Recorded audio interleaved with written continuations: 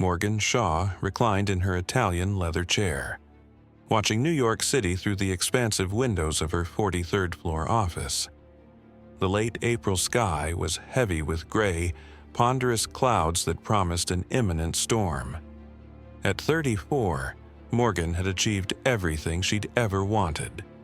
Junior partner at one of Manhattan's most prestigious law firms, a spacious apartment in the Upper East Side, and a dedicated boyfriend who didn't mind her relentless schedule. Her phone vibrated with a message from Nathan. Still on for dinner at Le Bernardin tonight? Made reservations for 8. Morgan smiled slightly. Nathan Prescott, a cardiovascular surgeon at New York Presbyterian, understood her dedication to work like a few others.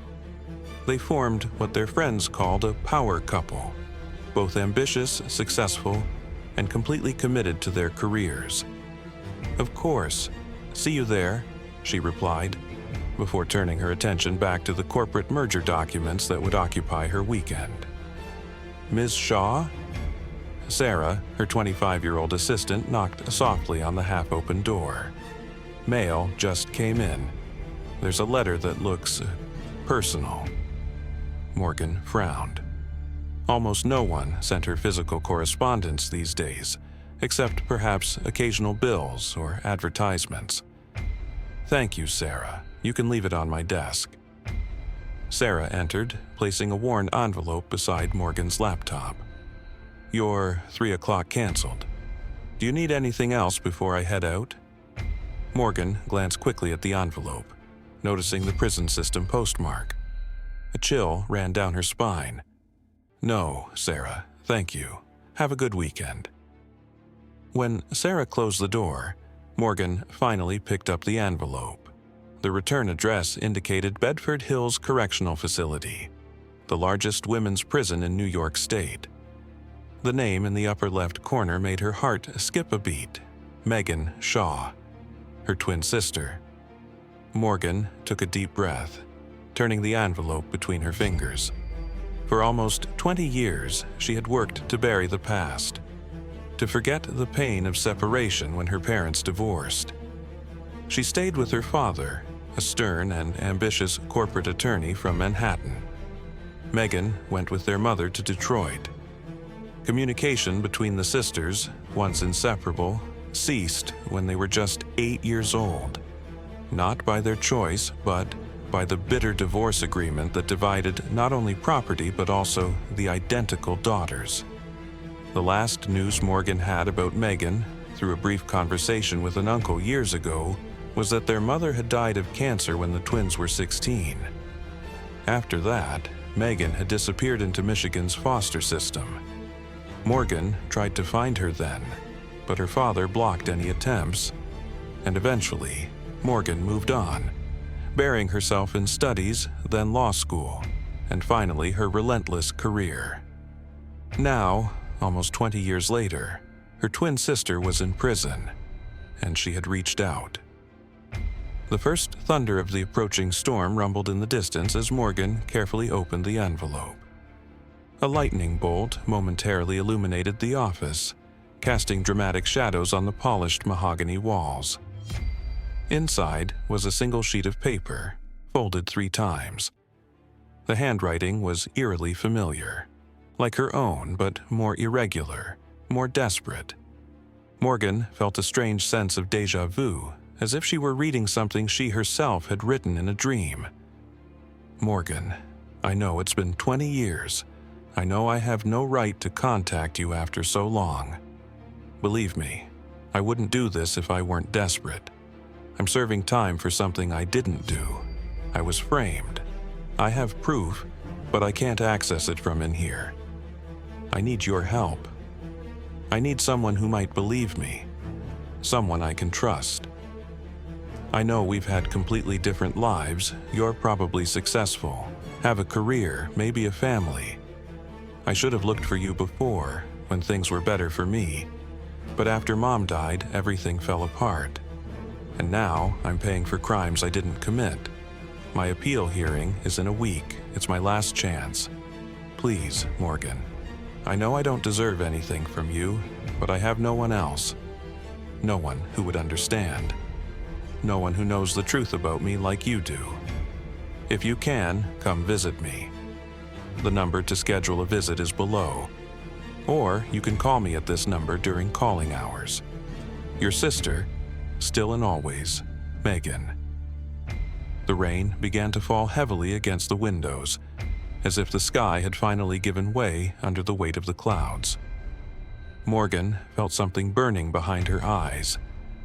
Tears she hadn't shed in a long time. She rose abruptly, walking to the small bar in the corner of her office. Her hands trembled slightly as she poured a generous shot of bourbon into a crystal glass. The first sip burned her throat, but she barely noticed. Megan is in prison. The thought echoed in her mind like a distorted mantra. My twin sister is in prison. Morgan returned to her desk, opening the browser on her laptop. She typed Megan Shaw Prison into the search bar, hesitating only a moment before hitting enter. The results appeared almost instantly. A 3-year-old article from the Queen's Chronicle was headlined, Local Accountant Convicted in Fraud Scheme. The photo showed a woman being escorted out of the courthouse, a woman with Morgan's same face, the same hazel eyes, the same determined chin. Only the hair was different, darker, longer, and the expression. Where Morgan cultivated a mask of unwavering confidence, Megan looked devastated, disbelieving. Morgan clicked on the article, reading quickly. Megan had been convicted of embezzling funds from a construction company in Queens, where she worked as an accountant. The evidence seemed circumstantial at best, primarily based on financial records that supposedly contained her digital signature. Continuing her research, Morgan found mentions of the construction company, Reyes Construction. The owner, Dominic Reyes, had testified against Megan at the trial, claiming to have trusted her completely. Morgan searched for Dominic Reyes. Photos showed an attractive man in his early 40s, always impeccably dressed, often at charity events or gala parties. But there was something in his eyes that made Morgan uneasy, a calculating coldness that her work with corporate executives had taught her to recognize. Her office door opened again, startling her. "Sorry to interrupt, Miss Shaw," said Sarah, already dressed to leave, an umbrella in hand. "Just wanted to let you know I'm heading out. The storm's getting worse, and they're predicting subway flooding." Morgan nodded distractedly, quickly minimizing the tabs of her research. "Of course, Sarah. Be careful." When the door closed, Morgan stared at the letter again. Megan's words seemed to scream from the page, "I need someone who might believe me." Morgan remembered their childhood, how the twins could communicate with just a look, how they instinctively knew when the other was lying or hiding something. That bond had been abruptly severed, but something of that primal connection remained. Morgan could sense, in her sister's words, a desperate truth. She picked up her personal phone, eyes fixed on the number Megan had included in the letter. The storm now raged in full force outside, thunder and lightning following in rapid succession, as if the universe itself were in conflict. Morgan thought about her meticulously organized life, the mergers she needed to analyze this weekend. Dinner with Nathan at Le Bernardin, Sunday brunch with potential clients, Monday's board meeting.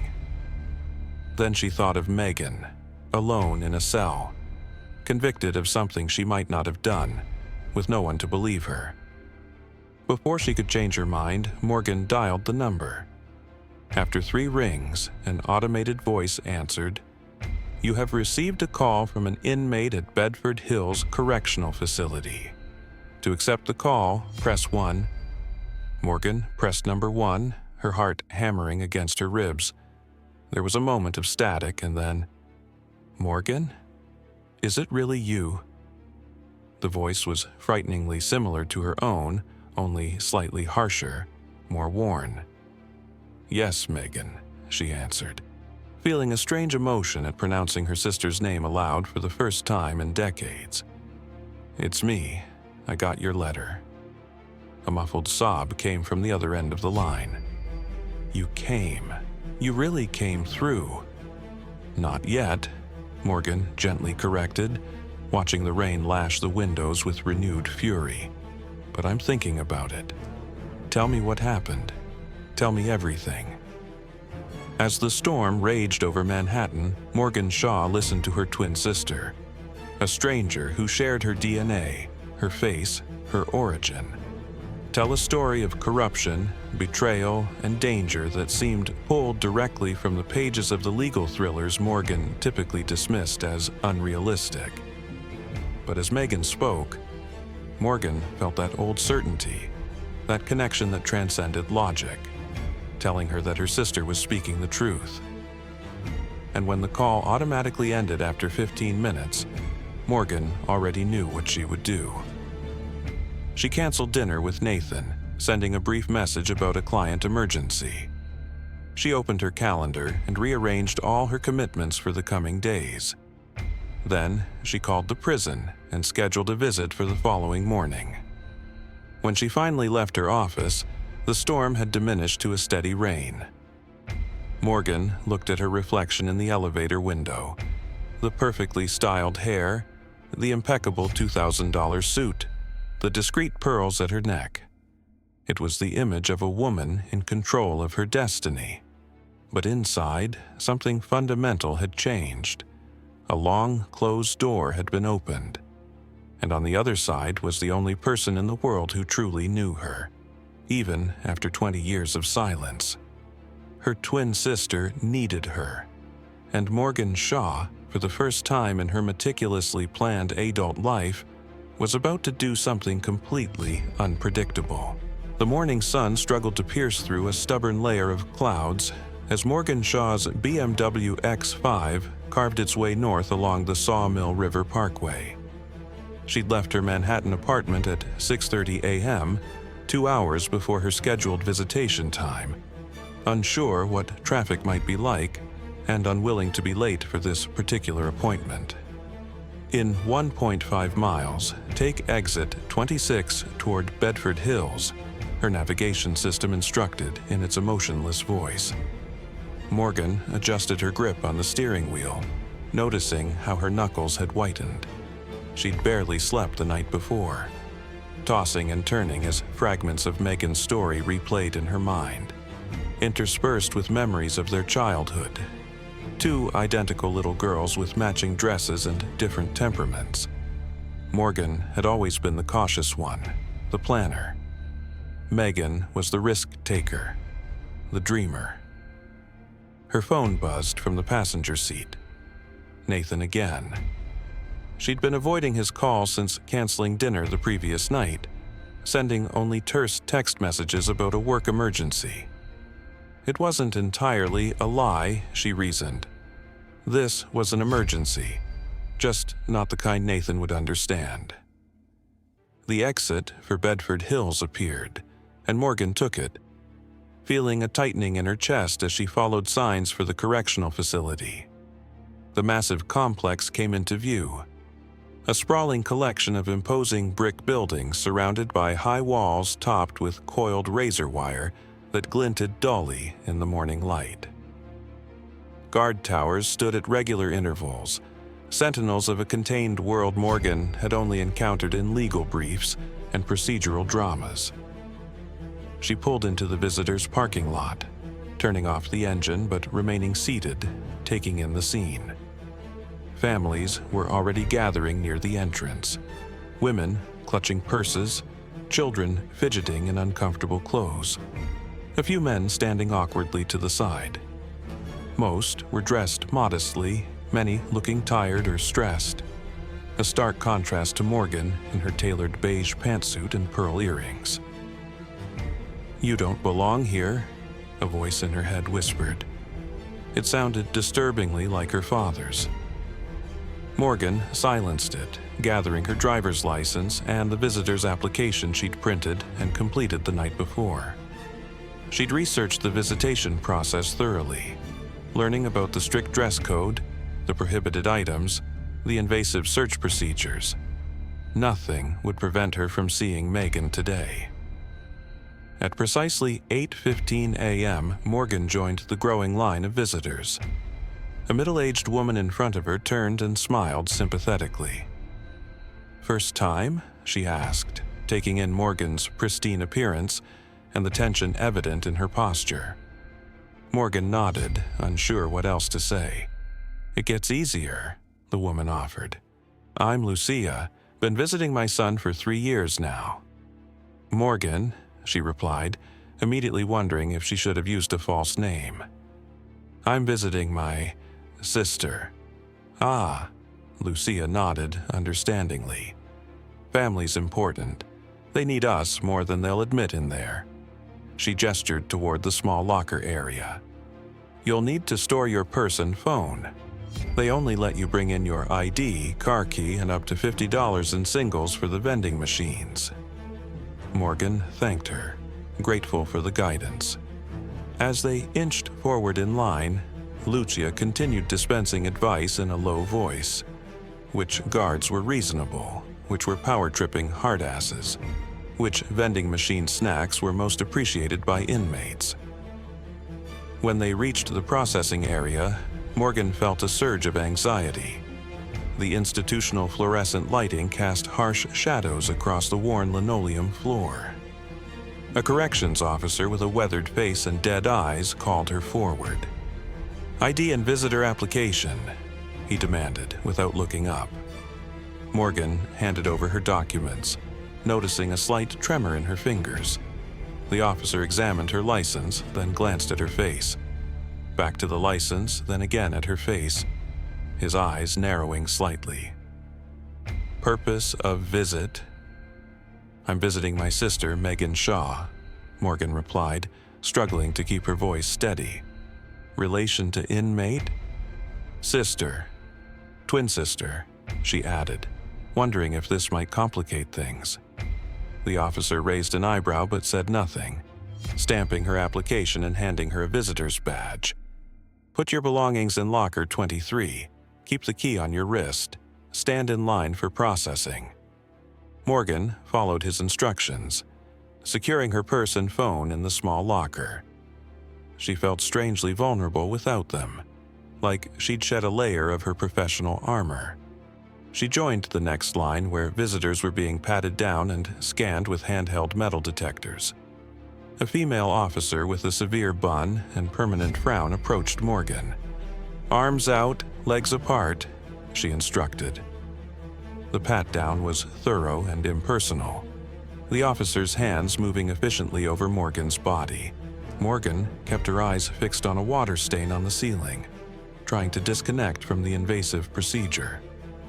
"Clear," the officer finally declared, waving Morgan toward a heavy metal door where another guard checked visitors' IDs once more before allowing them through. Beyond the door lay a long, sterile corridor that seemed to pulse with the faint hum of industrial air conditioning. Morgan's heels clicked against the floor, echoing off the institutional green walls. She followed the signs to Visitation Room B, joining a group of visitors being held in a small antechamber.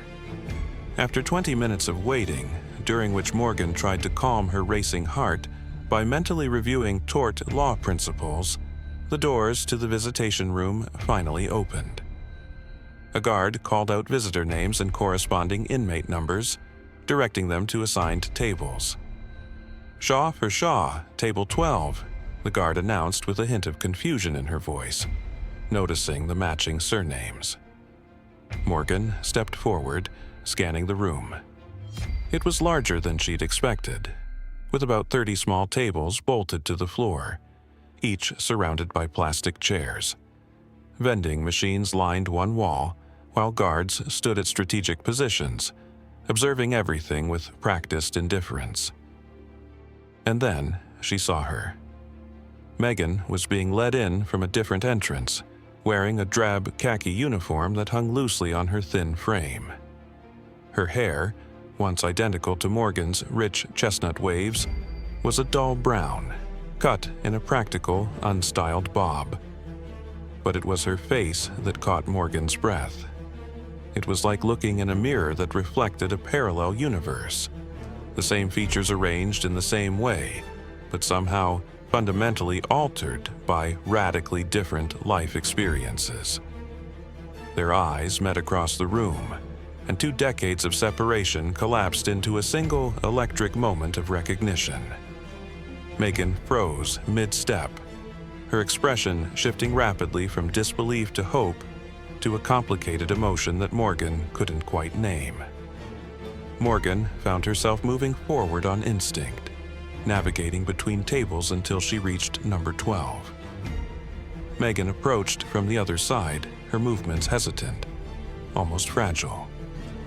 For an excruciating moment, they stood facing each other, separated only by the width of the small table, both seemingly unsure of the protocol for reuniting with the long-lost twin in a prison visitation room.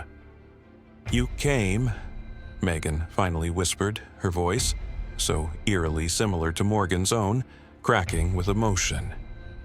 "You actually came?" Morgan nodded, suddenly unable to speak past the lump in her throat. Up close, the differences between them were more pronounced. Megan's skin had a grayish undertone, her cheekbones more prominent due to weight loss. Fine lines had formed around her eyes and mouth, lines that spoke of stress and hardship rather than laughter. But her eyes, Morgan's eyes, were the same hazel mix of green and brown, now shimmering with unshed tears.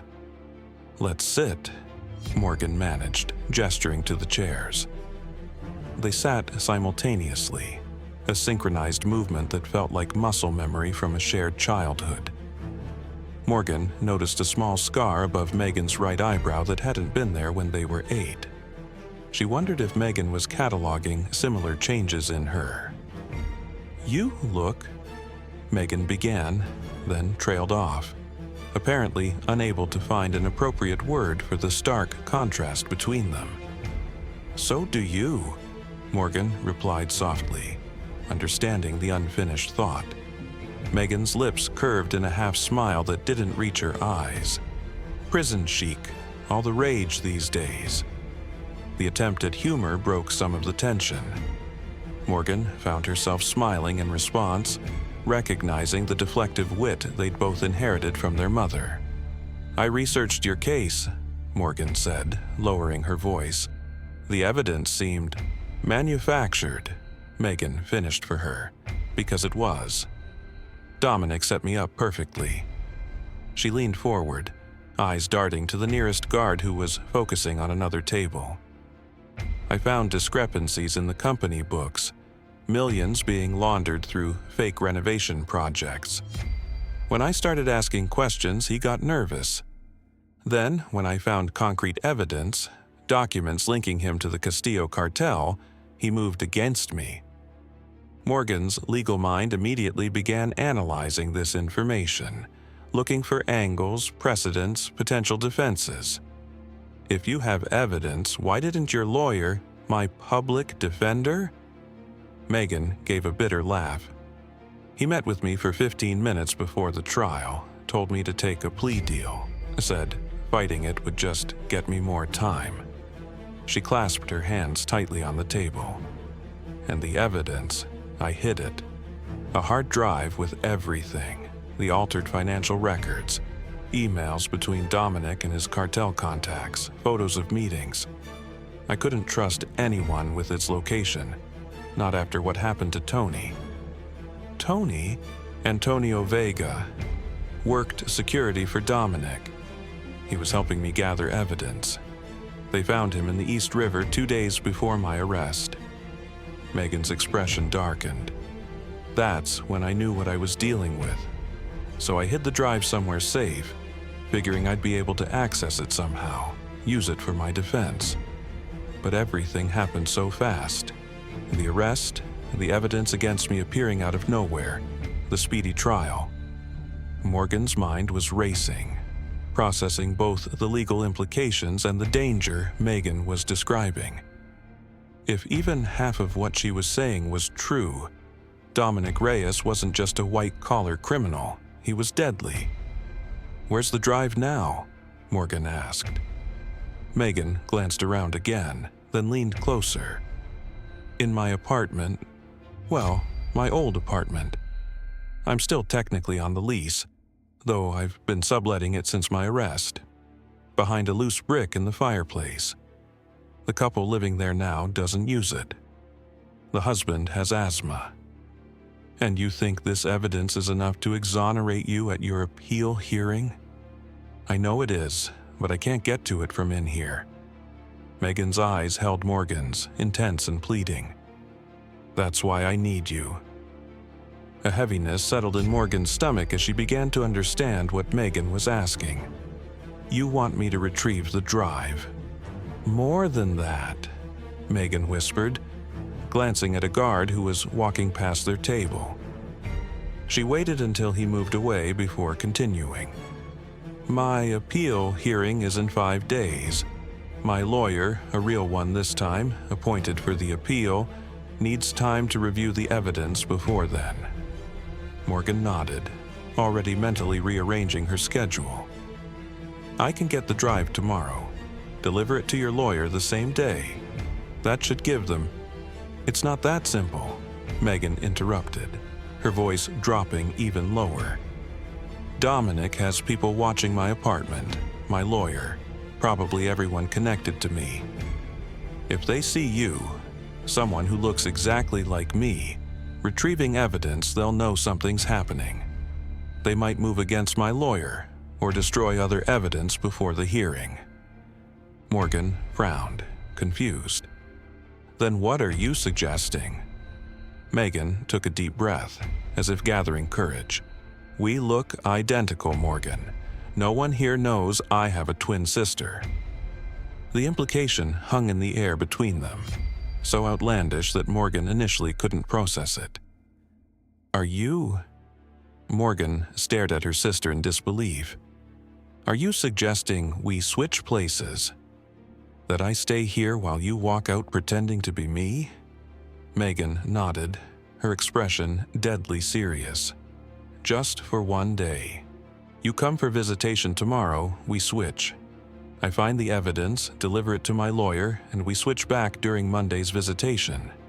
That's—" Morgan struggled to find words.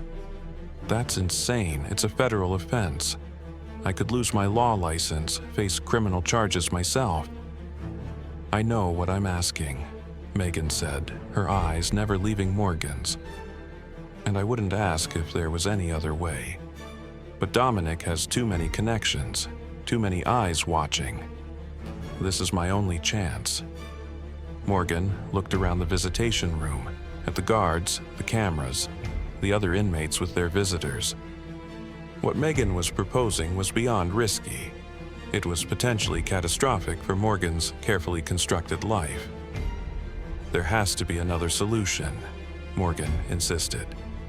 "I've had 18 months to think of one," Megan replied, her voice tinged with desperation. "This is it, Morgan. I'm not asking you to serve my sentence, just 1 day, 24 hours so I can get the evidence that proves I'm innocent." A complex mixture of emotions churned inside Morgan. Fear, doubt, but also a profound, primal instinct to protect her twin. Despite 20 years apart, despite being virtual strangers, the bond between them hummed with an undeniable frequency. "Tell me about your daily routine," Morgan said at last, her voice barely audible. "Your cellmate, the guards, I should know." Megan's expression shifted from desperation to cautious hope. "Does that mean—" "It means I'm considering it," Morgan interrupted. "I need to understand exactly what I'd be walking into." Relief flooded Megan's features. She reached across the table, her fingers brushing Morgan's, the first physical contact between the twins in 20 years. The touch sent a jolt through Morgan, a visceral reminder of their shared DNA, their mirrored existence. "My cellmate is Karen Donovan," Megan began, withdrawing her hand and speaking methodically. 48, in for manslaughter. Killed her abusive husband. She's not a problem. Keeps to herself, reads romance novels. The guard on morning shift in my block is Officer Williams. Decent guy, doesn't hassle anyone unnecessarily. Evening shift is Officer Torres. Power tripper. Loves to make surprise inspections.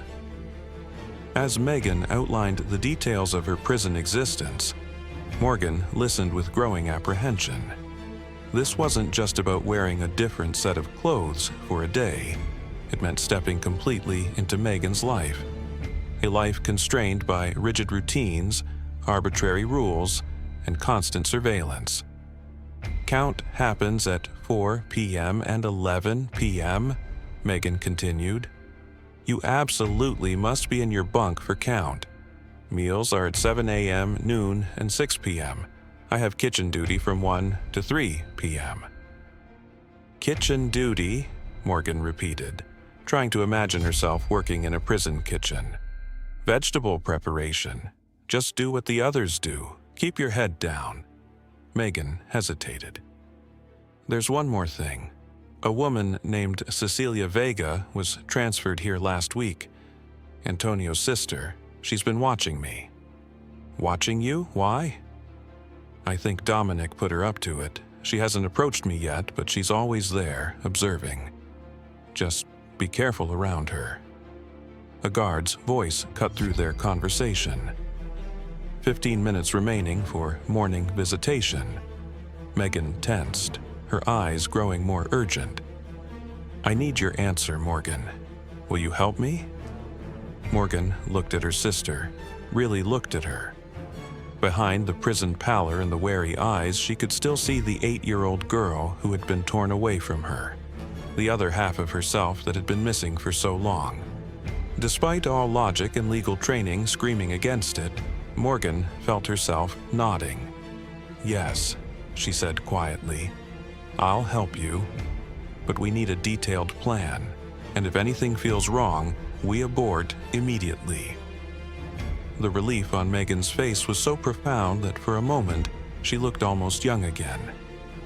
Thank you, she whispered. I'll never forget this. Let's hope neither of us has to remember it for long, Morgan replied, already wondering if she'd just made the biggest mistake of her life. Now, tell me exactly how we're going to do this. For the remaining 15 minutes, the twins spoke in hushed tones, planning the logistics of their impossible switch.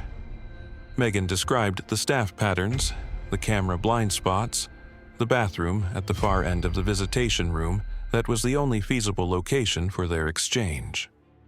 As they finalized details, Morgan found herself studying her sister more carefully, noting the slight differences in their mannerisms, the way Megan's shoulders hunched slightly forward, the cautious way her eyes tracked movement around the room. These weren't physical differences, but behavioral adaptations to prison life, subtle tells that Morgan would need to replicate. Time's up, announced a guard, beginning to move through the room to end the visitation session. Morgan stood, suddenly reluctant to leave. Tomorrow then, 2 p.m. visitation. Megan nodded, standing as well. Wear something similar to what you have on now. I'll wear my uniform underneath the allowable visitor clothes they gave me, and Morgan, her voice caught. Thank you for believing me, no one else did. Something tightened in Morgan's chest. Regret for the years lost. Compassion for her sister's ordeal. Fear for what lay ahead. Before she could respond, the guard approached. Wrap it up, ladies. Impulsively, Morgan stepped around the table and embraced Megan. The guard started to object, but then seemed to notice their identical faces and backed off slightly, watching with curiosity instead. In her sister's arms, Morgan felt a strange sensation, like a circuit completing, a puzzle piece clicking into place. Megan smelled of industrial soap and cafeteria food, but underneath was something familiar, something that resonated on a cellular level. See you tomorrow, Morgan whispered as they separated. "Tomorrow," Megan echoed, her eyes filled with a mixture of hope and anxiety as a guard led her back toward the inmate exit. As Morgan followed the other visitors toward the processing area to retrieve her belongings, she felt as though she were moving through a dream. Had she really just agreed to switch places with her imprisoned twin sister? The rational part of her brain, the part that had excelled at Harvard Law, that had argued successfully before the New York Supreme Court, screamed that this was madness. But another part, deeper and more primal, knew it was the only choice she could have made. In the parking lot, Morgan sat in her BMW for several long minutes, hands gripping the steering wheel, forehead resting against its cool leather. She thought about Nathan, about her law firm, about the life she'd built so carefully. Then she thought about Megan, alone in a cell for a crime she might not have committed. With steady hands, she started the engine and pulled out of the prison parking lot. She had preparations to make. Morgan didn't sleep that night. Rain continued to pound against her bedroom windows as she tossed and turned, Megan's proposition echoing in her mind. Switching places was illegal, dangerous, potentially career-ending. She could lose her law license, face criminal charges herself. Every logical part of her brain screamed no. Yet she couldn't shake the look in Megan's eyes, her twin's eyes, filled with desperation and, Morgan believed, honesty. Despite their years apart, she could still read Megan like a book. Her sister was terrified, and Morgan suspected it wasn't just about the prison sentence. The next morning, Morgan called in sick to work for the first time in 5 years. She spent the day researching Megan's case, Dominic Reyes, and the embezzlement charges that had landed her sister in Bedford Hills. The evidence against Megan was circumstantial at best. Dominic Reyes, meanwhile, had a suspicious pattern of ex-girlfriends who ended up in legal trouble. 2 had died under questionable circumstances. By evening, Morgan's dining room table was covered with printouts, notes, and her laptop showing Dominic Reyes's latest Instagram post. A yacht in Miami, his arm around a young woman who looked uncomfortable. Morgan's phone buzzed with a text from her boyfriend, Nathan. "Dinner tonight? Worried about you." She stared at the message, thinking about her comfortable life with Nathan, their plans to move in together, the partnership track at her firm, everything she'd worked for. Then she thought about Megan, alone in a cell, framed by a dangerous man, her twin sister. Morgan dialed Nathan's number. "I need to cancel tonight, family emergency." It wasn't exactly a lie. After hanging up, she made another call, this time to a college friend who worked as a stylist. "Lauren? I need a favor, something discreet. Can you come over? I need you to cut and color my hair." 3 hours later, Morgan stared at her reflection. Lauren had matched Megan's prison-regulated haircut and dull brown color exactly from the photos Morgan had shown her.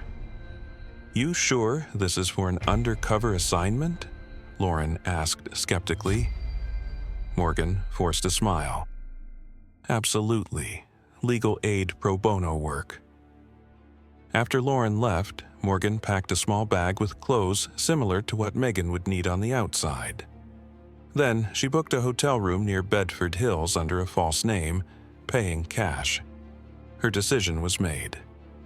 Visitation day arrived with clear skies and Morgan's stomach in knots. She dressed carefully in clothes they'd agreed upon, jeans, a plain blue t-shirt, and sneakers. Items similar to what Megan had described from her pre-prison wardrobe. Morgan had memorized the details of Megan's life. Her apartment address in Queens, now sublet. Her friends, few. Her former job as a bookkeeper at a construction company, where she'd discovered Dominic's illegal activities. And the hiding place of the hard drive, behind a loose brick in the fireplace of her old apartment.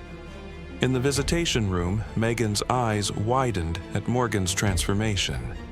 "You did it," she whispered as they embraced. A hug that allowed Megan to slip a small piece of paper into Morgan's pocket with last-minute details. They talked normally for 20 minutes, aware of watching guards. Then Megan nodded toward the restrooms. "I need to use the bathroom." 5 minutes later, Morgan followed. The women's restroom was momentarily empty. Megan pulled Morgan into the handicap stall. They moved with frantic speed, exchanging clothes, Megan whispering instructions. "Remember, eyes down when passing guards.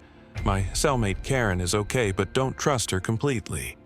Count is at 4 p.m. and 11 p.m. You must be in your bunk. If anyone questions you, you're feeling sick, it explains any strange behavior." Morgan nodded, her hand shaking as she pulled on the prison uniform. "You have 24 hours, Megan. Get the evidence and meet me back here tomorrow. Don't make me regret this." Megan grabbed Morgan's hands. For a moment, they were 8 years old again, making pinky promises in their childhood bedroom. "I won't let you down, not again." They emerged separately.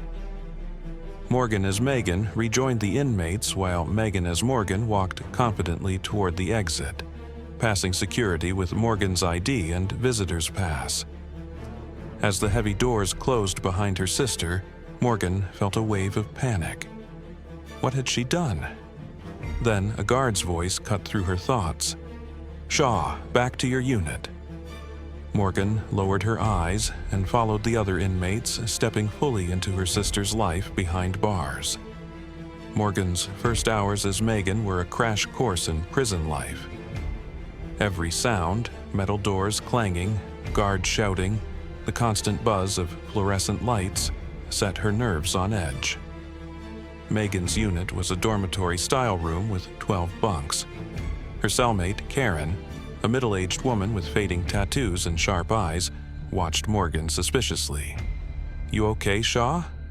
You're acting jumpy." Morgan forced a smile. "Just a rough visit, family stuff." Karen seemed to accept this, returning to her paperback romance novel. Morgan climbed onto Megan's assigned top bunk, heart pounding. She'd memorized Megan's daily schedule. Dinner at 5:30, recreation time until 8, then lockdown for the night. At dinner in the cafeteria, Morgan kept to herself, observing. She recognized faces from Megan's descriptions. Tanya with the scar, who ran the black market for cigarettes. Officer Wilson, who could be bribed with information. Sarah, the former nurse convicted of prescription fraud, who was Megan's only friend. Sarah slid onto the bench across from Morgan. "Your sister come through." Morgan nearly choked on her watery mashed potatoes. Had Megan told someone about their plan? Seeing her panic, Sarah lowered her voice. "Relax, you only ever told me about her. I'm guessing by your face that she's helping with the Dominic situation." Morgan nodded cautiously. "Good," Sarah said, pushing her tray away. "Because Dominic's friend got transferred in yesterday, Cecilia Vega. She's been watching you."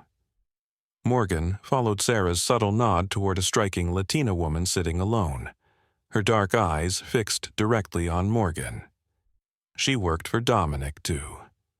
"Word is, she's here to make sure you don't talk." Sarah stood. "Watch your back, Megan."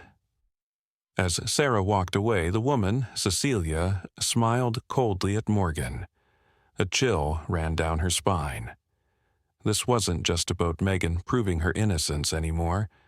Her sister might be in real danger on the outside, and now Morgan was trapped in her place, wearing a target. Back in the unit, Morgan found a small notebook hidden in Megan's mattress, filled with detailed observations about Dominic's operations. The last entry made her blood run cold. "If anything happens to me, Dominic ordered it." Evidence on HD enough to put him away for 20-plus years. Outside, Megan was racing against time to find that evidence. Inside, Morgan now realized she was racing against something more deadly. Megan stepped out of the prison into dizzying freedom, the first time in 18 months she'd been outside without handcuffs and guards. The spring air smelled impossibly sweet. She drove Morgan's BMW to the hotel room her sister had booked, changing into the clothes Morgan had packed. Designer jeans and a cashmere sweater that felt unnaturally soft against her skin after months of prison-issue polyester. Time was ticking. She had 24 hours to find the hard drive and deliver the evidence to Morgan's lawyer friend who'd agreed to help with the appeal. But first, she needed to check if her old apartment still had the hiding place intact. Queens had changed in the months she'd been away. New cafes, closed storefronts. Megan felt like a ghost revisiting her old life as she approached her former apartment building. Her subletters, a young couple Morgan had vetted, were at work. Using the spare key she'd told Morgan about, Megan entered the apartment, hit by a wave of nostalgia and loss. They'd changed the furniture, painted the walls, erased her presence. Only the brick fireplace remained untouched. Kneeling, Megan pried loose the brick she'd hollowed out before her arrest. Relief flooded through her when her fingers touched the metal case of the external hard drive. It was still there. As she slipped it into her purse, her phone, Morgan's phone, rang. The screen read, "Nathan, Morgan's boyfriend." Megan hesitated, then answered, attempting her sister's more polished accent. "Hey, you feeling better?" Nathan's voice was warm, concerned. "Much better, thanks. Still dealing with that family situation. Need me to bring dinner over tonight? I'm worried about you, babe. You've been acting strange all week." Megan thought quickly. "Actually, I'm not at home. I had to go upstate for this emergency. I'll call you tomorrow?" A pause. "Upstate? Morgan, what's going on? This isn't like you. I promise I'll explain everything soon. I just need one more day." After hanging up, Megan knew she'd made a mistake. Nathan was suspicious. She needed to be more careful. With the hard drive secured, Megan headed to an internet cafe rather than risk using Morgan's laptop. She plugged in the drive, heart racing as she opened the files. There it was. Everything. Bank statements showing money flowing through shell companies, emails between Dominic and his associates discussing cleaning money, and photos of Dominic meeting with known drug dealers. Most damning were the manipulated accounting files that had framed Megan, with metadata proving they'd been created on Dominic's personal laptop. As she downloaded the files to a new drive, Megan felt eyes on her. Looking up, she caught a glimpse of a man watching her from across the cafe. One of Dominic's guys? Had they been monitoring her apartment? Megan quickly packed up, trying to appear calm as panic rose in her throat. Outside, she hailed a taxi instead of returning to Morgan's conspicuous BMW, giving the driver an address several blocks from the hotel. She walked the rest of the way, constantly checking over her shoulder. As she rounded the corner to the hotel, a black SUV with tinted windows drove slowly past. Megan ducked into a service entrance, taking the stairs rather than the elevator. In her room, she double-locked the door and called Morgan's lawyer friend, Alex Torres. "I've got everything," she said when he answered, "but I think they're following me." Morgan's first night in prison was endless. Every unfamiliar sound jolted her awake. Inmates crying out in their sleep, guards' boots in the hallway, the constant mechanical hum of the facility. By morning, she felt hollow-eyed and disoriented. Had Megan found the evidence? Was she safe? The wait until tomorrow's visitation seemed unbearable. In the shower block, a humiliating experience of communal nakedness and watchful guards, Morgan noticed Cecilia Vega studying her, calculating something. When their eyes met, Cecilia smiled knowingly. At breakfast, Sarah slipped into the seat beside Morgan. "Something's wrong," she whispered. "Cecilia was on the phone with someone yesterday. Your name came up." Morgan's fork froze halfway to her mouth. "What did she say?" "Couldn't hear, but after, she was asking questions about your routines, who you talk to." Sarah pushed her tray away. "I think they know something's happening with your case." Morgan thought of Megan out there, possibly being followed. She needed to warn her, but there was no way to make contact. "There's more," Sarah said, even quieter. "Officer Reyes is on duty today." "Reyes?" Morgan's blood went cold. Dominic's cousin. He usually works in the men's facility, but he switched shifts. "He's been watching you, too." The walls seemed to close in. Morgan had thought she was just play-acting as her sister for a day. Now she realized she was caught in the middle of something much bigger and more dangerous. After breakfast, as the inmates headed to their work assignments, Officer Reyes stepped directly into Morgan's path. "Shaw," he said, his voice deceptively casual. "Warden wants to see you." Sarah shot Morgan a warning look. This wasn't normal. Morgan followed Officer Reyes through unfamiliar corridors, trying to remember everything Megan had told her about the prison layout. They weren't heading toward administrative offices, but toward a secluded maintenance area. As they turned down an empty hallway, Reyes suddenly spun around. "Who the hell are you?" Morgan kept her face neutral. "Inmate Shaw, sir. Is there a problem?" Reyes stepped closer. "You're not Megan Shaw. Close, but not her. The way you walk, the way you hold yourself." He smiled coldly. "Dominic said Megan had a sister. Twins, right? You switched places during visitation." Morgan's mind raced. Deny everything? Run? But where? She was locked in a prison, surrounded by guards who'd see her as an escaping inmate. "I don't know what you're talking about," she said, fighting to keep her voice steady. Reyes grabbed her arm, hard enough to bruise. "Doesn't matter. By the time anyone figures it out, both you and your sister will have had unfortunate accidents. Dominic can't have either of you testifying." As he pulled her toward a door marked electrical, Morgan knew she had seconds to act. Using every self-defense move she'd learned in her twice-weekly classes in Manhattan, she twisted out of his grip and drove her knee up hard. Reyes doubled over with a grunt of pain.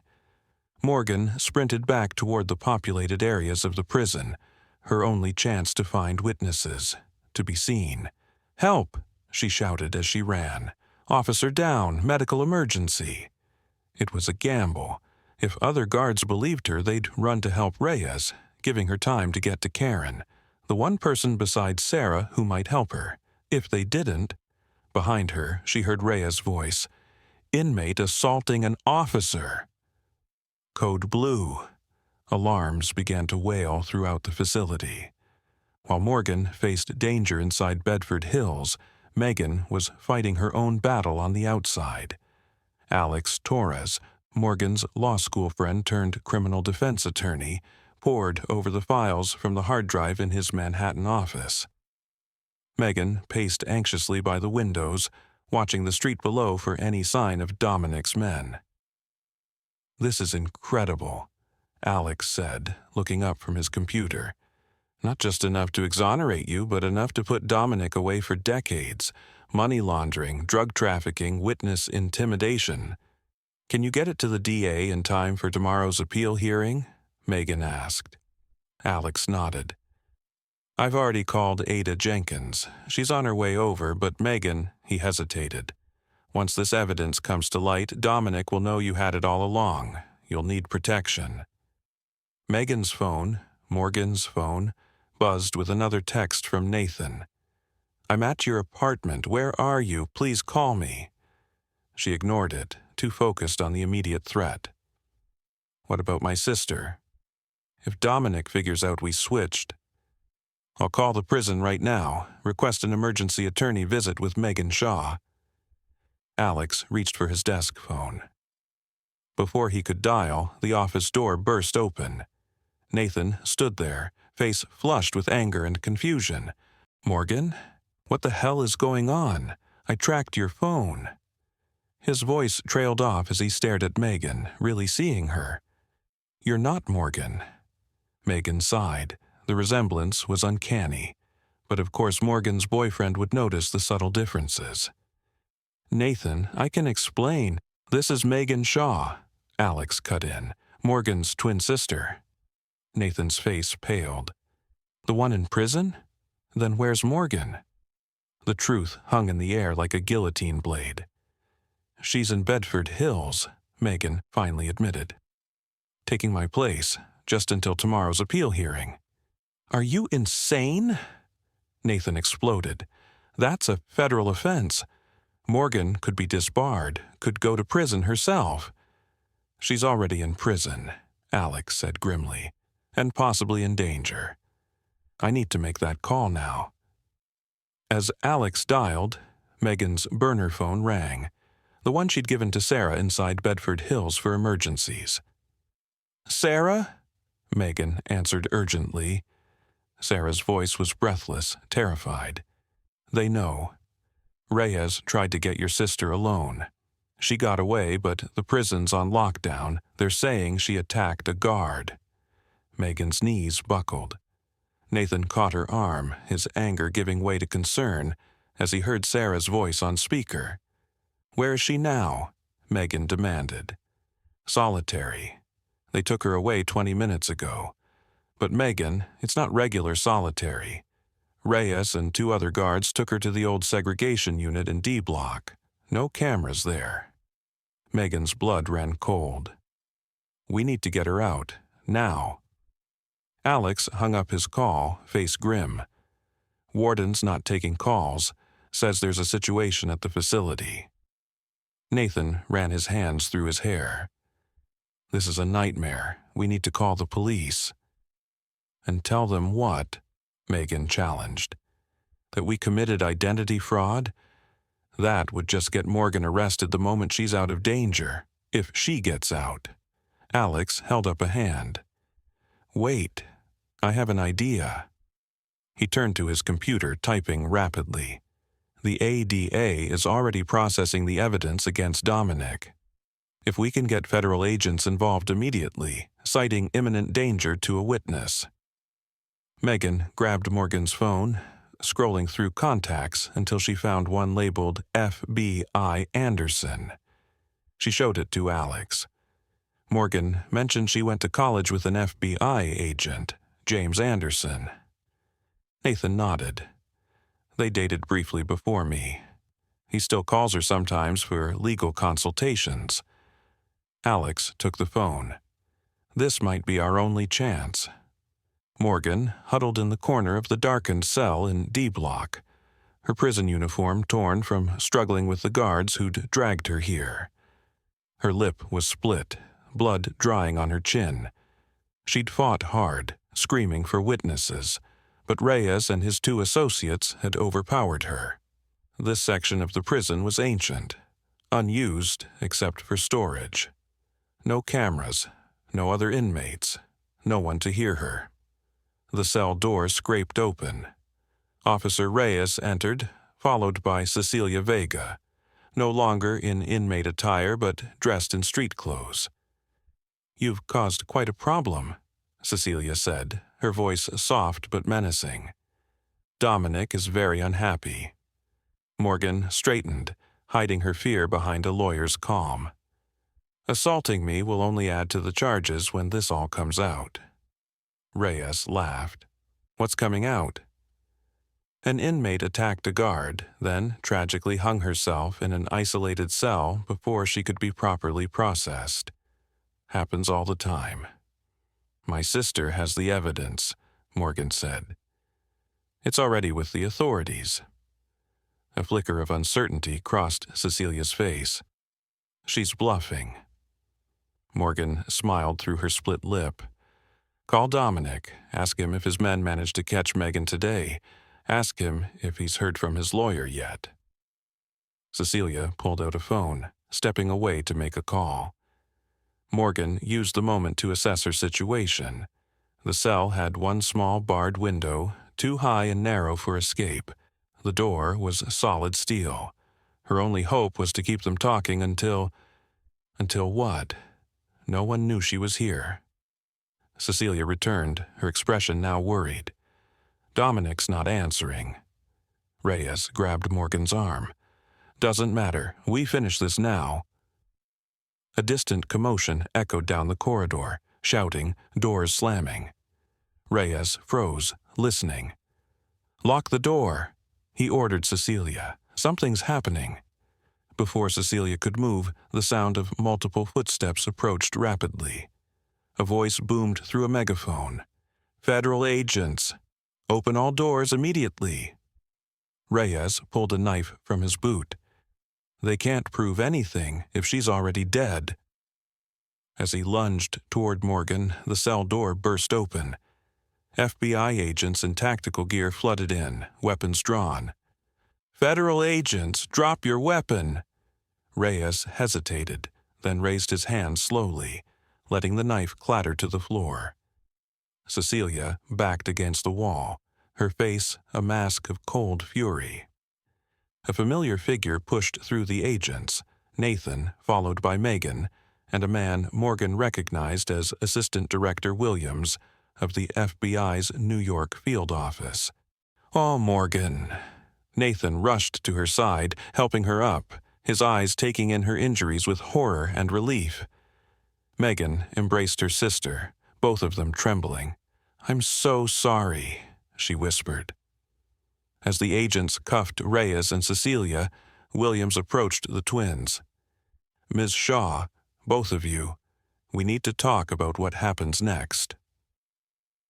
3 months later, Morgan sat on a bench in Central Park, watching children play near the Bethesda fountain. The summer heat shimmered above the concrete, but under the shade of an oak tree, the breeze was pleasant. She checked her watch. Megan was late. Some things never changed, even after everything they'd been through. The aftermath of the switch, as they now called it, had been complicated. There had been legal consequences. Morgan had faced an ethics committee and a suspended law license for 6 months, but given the extraordinary circumstances and the major criminal enterprise they'd helped bring down, both sisters had avoided jail time. Dominic Reyes and his network were facing decades in federal prison. Officer Reyes and Cecilia Vega had taken plea deals to testify against their boss. The warden of Bedford Hills had resigned in disgrace when the corruption in his prison was exposed. Most importantly, Megan had been fully exonerated, her record expunged. Sorry I'm late, Megan's voice called. Morgan looked up to see her sister hurrying across the park, 2 iced coffees in hand. She wore a neat business suit, her new uniform for her job at a nonprofit helping women transition from prison. Morgan smiled, taking the offered coffee. Only 15 minutes this time. You're improving. Megan laughed, settling beside her on the bench. How was your meeting with the Bar Association? Good. They're reviewing my suspension next month. My lawyer thinks they'll reinstate me early, given the circumstances. The sisters sat in comfortable silence, watching the fountain, so different from their last reunion behind prison walls. They were still rebuilding their relationship, learning to be sisters again after 20 years apart. Nathan called me yesterday, Megan said casually. Wanted to make sure I was coming to the engagement party. Morgan smiled. After the initial shock and anger, Nathan had not only forgiven her but had proposed, saying life was too short and unpredictable to wait for perfect moments. He's organizing everything. I just have to show up. He's a good man, Megan said. You're lucky. Morgan squeezed her sister's hand. We both are. We got a second chance. Megan nodded, her eyes on the horizon. I've been thinking about Mom and Dad, about reaching out, telling them we're in touch again. Their parents, whose bitter divorce had torn the twins apart, hadn't been part of either woman's life for years. "One step at a time," Morgan said. "We've got a lot of catching up to do first." As the summer day stretched around them, the identical women sat side by side, no longer separated by prison walls or years of silence. Their paths had diverged and converged again, bringing them back to each other when they needed it most. Two sides of the same coin. Two halves of a whole. Sisters. The end.